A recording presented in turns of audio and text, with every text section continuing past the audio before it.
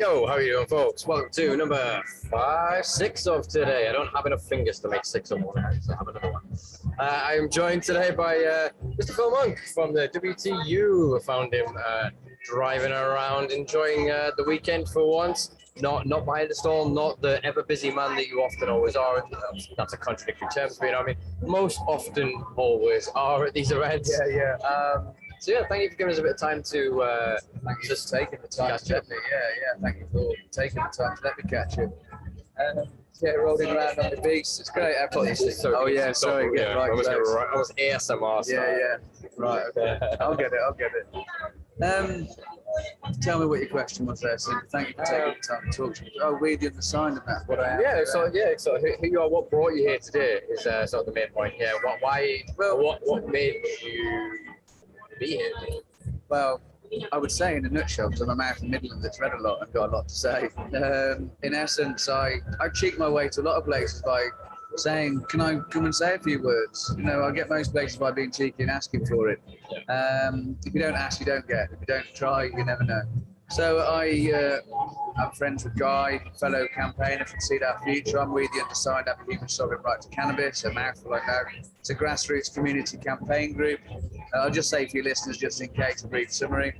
We've been running since 2018. We've curated a body of evidence which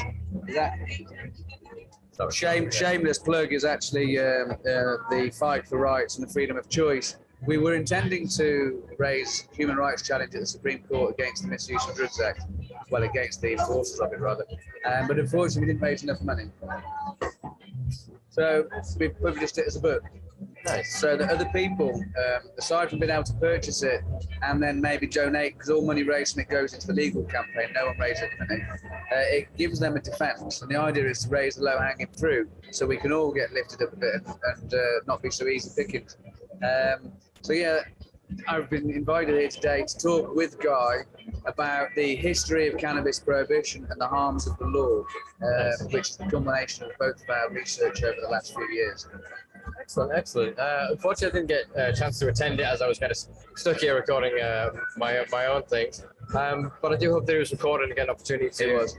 Excellent. We'll look forward to reviewing that at a later date. So how have you found the weekend? How are you finding it? Obviously, you've been to a few of these things now. How does this weekend shape up to sort of expectation in previous events? I think it's even better because of the fact that we've all been finally allowed out to play after a year or so. And there's a real sense of euphoria that we are just out to mingle, to congregate, to practice our beliefs, to celebrate the joys of this plant that brings us all together. And apart from that, you've got wonderful businesses here. They've done a great job, as I think they've done. It's only my second year at this particular one. And they're doing a great job. And I bumped into a company. It's a fellow from Yorkshire, I believe, a light shop. And he's not, people say this is a corporate event. Yeah, it is corporate. Yeah, it is business. And I'm saying we were going from war to industry. We are drifting from war to industry. But I like seeing this little chap who's just a grow geek, who loves his lights. He's not a big corporation. Yeah. And he's making his business. And I'd like to give him my money. That's where I want my money to go, to little people like that. And I like the way that this so-called like big corporate event is letting the little people in and giving them a chance to find their feet and maybe grow a little too. Yeah, I think it's also really interesting this year that they've really gone all in on lifestyle and sort of community brands, and I think that is a powerful thing. It really is awesome to see that they're not turning their back on a certain element of the culture of the community, which unfortunately I think some of the other events in the UK have kind of forced themselves to because of the regulations, the rules and the restrictions. So I understand the nature of the beast. I just sort of want to, I suppose, doff my cap to them for the fact that they've pushed the boat out this year, and even with Brexit, with COVID, you know, with potential weather issues, with all kinds of other problems that have arisen here, they've still pulled out, I would say, quite a fantastic event. Yeah, I totally agree with that. I mean, you make reference to the impact of COVID. It was for that reference that WT hasn't got a stand there this year because of the impact on their businesses. They haven't generated the money and haven't been able to afford to give complimentary stands to organisations like myself that aren't businesses. Previous 2019, they afforded complimentary stalls to people, which was wonderful. Again, it leveled the playing field massively. This year, they haven't been able to level it in quite the same way because of the financial implications of what COVID legislation has done to everyone.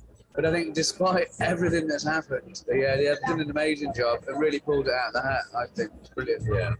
Yeah. Again, like you said, it's hustling, it's bustling. There are so many people around us. It's such a jovial atmosphere. It is a festival vibe right now. There is business being done. There are people buying products. There are people learning and potentially investing in new ideas and concepts. But the main point of it is people just enjoying each other. The number of people I've seen that are just smiling at each other, just strangers actively smiling at you. It is so refreshing. It is so what has been necessary for such a long time. I totally agree. It is a bringing together of people, a full spectrum. I don't like to type class people, but I've seen from your stereotypical hippie, say, to your grungy hip hop street speaker. Do you know what I'm saying? And then you've got your corporate shirt and tie. Then you've got your frontline campaign activists. Seeing the full spectrum of people here, and that's what I think is really good, because you've got to bring people together. And I'd say, like I say, business is occurring here. Yes, there are corporations here, but it's not corporate in that sense. And that the people it's not restrictive capital. This is what it feels like. I'm starting to learn the difference. For a long time, I was going, screw all capitalist interested individuals. That if all you're seeking is money, you're missing them at that point. I recognize the need. The money equals food, money equals shelter, money equals security, money equals when your car breaks, you can fix the thing and you're not immobile. And I think that it's taken me a while to recognize that. And I think that a lot of the activists and a lot of people on the front line are kind of going that maybe there is commonality in some of the boardrooms, maybe in some of the medical sector and some of that industrial, that not everyone is 100% lying, manipulating the system. Most people are naive and misinformed. They don't understand these false dichotomies, these lies, these binary concepts that have been set upon them to divide them. And the more they learn and the more they share the commonality of people that are then international speakers on, say, psychedelics, wandering around here for an afternoon, the people they meet. I met a very certain famous ITV celebrity the other night who came up to me after I spoke and introduced themselves. And it was a wonderful reciprocal moment of like, I respect you and you respect me, and it's kind of I felt a real connection to this person. You know, it was a wonderful thing, and I think this is what this event gives us on the full, as you said, the full spectrum, because we've got the camping, we've got the corporate meetings, we've got the seminars, we've got people like me recording podcasts, we've got all kinds of media companies just wandering around it and documenting their own stuff, and all of this rich content, this rich information, all of this valuable knowledge that ultimately needs to be kind of thrown into the mixing pot, blended the hell up, and we can all get a sip of that same juice, because that's the only way we're going to really move forward with any of this. Because if we try and stay in our lane, as it were, we're just going to write it off. We're going to miss it. We're going to miss all of the wider potential and the wider opportunity. I think what these events prove as well is the world doesn't come to an end because people use cannabis. The world doesn't come to an end because people gather together, celebrate or share, buy, purchase, whatever. In fact, the rest of the world is functioning perfectly well despite our 3-day event celebrating everything about cannabis. And that just proves, in fact, that we don't need the legislation. The only harm that would occur now is if the police came in to enforce it, for example. Exactly that. Exactly. The world won't fall in. Just let us get on and do our thing, isn't it? And that's exactly, every time we do something like this, in any scale, in any which way, we show a workable model. We create into reality that which was once imaginary. And by doing that, you strengthen the likelihood that this can be replicated. And when others come here and they see and go, I'm going to go home and start an event. Yeah, exactly. We can do this. Why don't we just gather together? And again, it's a snowball. It grows ever more. And it inspires and ripples out to other people. Yeah. What I love so much here is it's not just, loads of people here using cannabis left, right, centre in all kinds of its forms. But it's not just about that. It's about a gathering of knowledge as well. It's about, like the seminars which I've just been speaking in today with Guy Croxall, like I mentioned. The knowledge that is in that room it might not be formally accredited knowledge, but it is expertise and knowledge that has been hard won on the front lines of this drug war. And it's that sharing of knowledge which then empowers other individuals. For example, I spoke here in 2019. What did I speak of? I met, but I inspired Guy to do Seed Our Future, and other people that he met, like yourself and Colin Craig. Just that chance meetings inspires other people. Sam was telling me yesterday, he heard Guy Coxwell talking here in Sam Cannon. He heard Guy in 2019, and that's inspired him. And look how active he is this year. Snowballs and ripples, which is why I've obviously the purest form of activism is just to get out there and tell your truth to everybody without any fear or anything. Just get out there and own it, like. No fear, no shame, no stigma. Yeah, exactly. If you're always seeking compassionately knowledge and truth, then you shouldn't be fearful of being wrong, because you are not wrong because you've chosen to take a wrong position. You're wrong because you were misinformed or because you didn't know something, and you cannot know what you do not know until you know it. And I think that's what this kind of space teaches people, is they may be a master grower in their own community and connected and know all of this shit, but they can meet that many different stalls and cross across so many different people that they then don't, they almost feel overwhelmed. It's the Dunning-Kruger effect. They get that wash of just, well, I don't know anything, but then they meet more people and it builds again, and all of a sudden you're back, and it's this constant fluctuation of this plant, this community is always teaching me. And it is this, sorry, it gives like you're talking about that sharing of knowledge there, that mismatch of knowledge that it creates. It empowers people in so many ways, gives them confidence that they perhaps wouldn't. I met a lady, Mary Ruber, her name is, I met her at London Expo. Until she met me, she thought she was just a naughty cannabis consumer. And then she met me and found WTU and got identity and community and didn't feel like a bad person, and realised that I'm not bad. The law's wrong, in fact. And that it hurts me doing these events, as you've witnessed many times, but that's why I'll continue to do them as long as I have to. And then afterwards I'll just do it just to celebrate and have fun, like not break myself. We have a joining of education, we have a joining of commerce, business and industry, with the whole spectrum of all the industry that we have here. It's phenomenal. And then at the night time, we have our celebration time and our kick back and our relax and truly enjoy it time. It's magic. So, and I suppose we'll cover the last question, really, which is, okay, what do you want to see? We're more than likely going to be sat here in 12 months. So what do you want to see happen between now and then?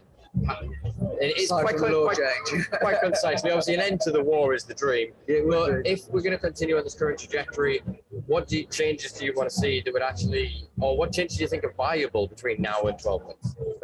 Well, having built this body of evidence that I think challenges the whole fabric of the law itself, what I would like to see is the businesses that are making millions from us as consumers. I would love for them to back We the Undersigned, so we could actually go to the Supreme Court and make our human rights challenge. And then if we asserted our human rights, it could change everything. In 12 years, there might not be a war. In 12 months, it might not be at the war. And this could be an entirely different event. But unfortunately, it was a group of 6,000 disabled people living on benefits. We couldn't raise enough money. But this place is oozing with wealth. And because there's no profit in it, what am I selling? I'm not selling anything. I'm giving an opportunity to invest in freedom. So what I'd like to see is people to do more about, like We the Undersigned, it's not about me, it's about all of us coming together as people to stand for our human rights against tyranny and oppression. I wish more people could come and stand with us. So I think the vision there is an end of tyranny and oppression, which is a very big ask. I guess what we can hope for is a little loosening of the boot upon the throat. That would be a start. A little bit of breathing time and space, and time will tell. I mean, this weekend I think is going to be very important and potentially a tipping point. The people that I've spoken to on all levels of the industry are far more receptive than they've ever been. They're far more conscious than they've ever been, far more aware of the need for longevity, sustainability, not just economic stimulation and sustainability, but ecological too.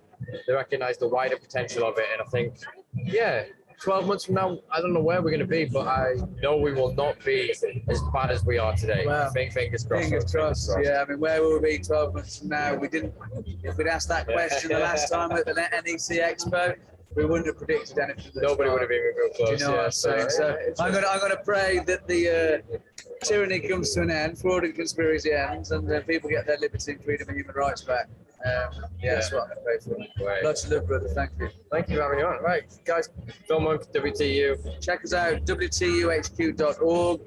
The book is available on Amazon if you want to get your defence. You can raise a challenge. And I'm going to just do one last shameless plug. Sorry, I've got to do this. I've learnt the hard way. We've put together, myself, Guy Coxwell and Colin Craig, a challenge card called Fact Card. We don't want your data, we don't want your money, although you can pay £1 for it to help cover costs if you wouldn't mind. It is a cannabis card. So if the police ever say, have you got cannabis on you? You say, yes, I have got cannabis on me. The idea is you challenge the law silently by putting that card to them, and this puts the police on notice and also provides them the opportunity to do their due diligence and gives them a warning that they might be held legally liable for their actions. And then it also shows them the evidence bundle that the individual can use as their defence if they so choose. The more we plead guilty, the more we prop up the system. So not guilty, get yourself, get informed, and challenge the charges with a fact card. And that's the last thing I'm going to say. Thank you, sir. Love you, brother. Thank you, man. Right, cheers, guys. If you've enjoyed this as usual, check us out on patreon.com/Simpa Life. Help me cover the costs of this little project of ours and try and keep continuing to talk to all of these wonderful, diverse people from all backgrounds, from all facets of this industry and this fight. Check us out on all social media platforms at Simpa Life. We'll be back again shortly with another episode. Tell your truth. Yeah, scream your truth. Right, articulate your truth. There we go. Peace, people.